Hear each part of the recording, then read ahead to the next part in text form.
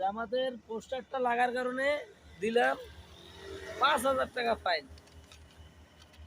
এই যে receipt copy দিল ৫,০০০ টাকা। জুন করে দেখান। ঠিক আছে। বলতেছে কি জামাত দাও, আমার কাছে ১,০০০ টাকা চাইছে প্রথমে। আমি বলছি তোমার কিসের টাকা দেবো, টাকা দিয়ে গাড়ি চালাবো না, কোনো জায়গায় চাঁদার চেনবাজি নাই।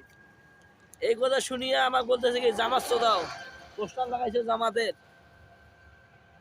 আমার রাগ হয়ে দিল ৫,০০০ টাকা ফাইন। সিএনজির ৫,০০০ টাকা ফাইন। কত সিএনজি চলতেছে এই রোডে।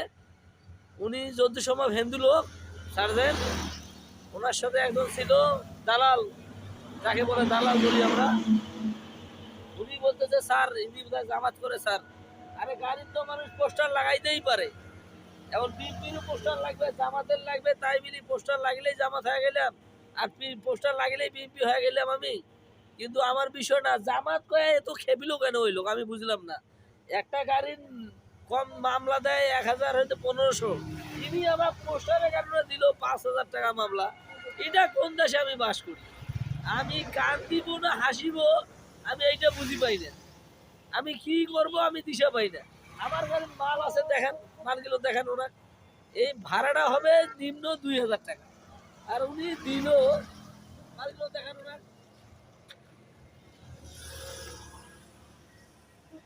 এই ফুলবাড়ি, দাঁড়ান, ফুলবাড়ি থেকে একটু আগে আসি, ঢাকা মোড় থেকে একটু আগে আসি।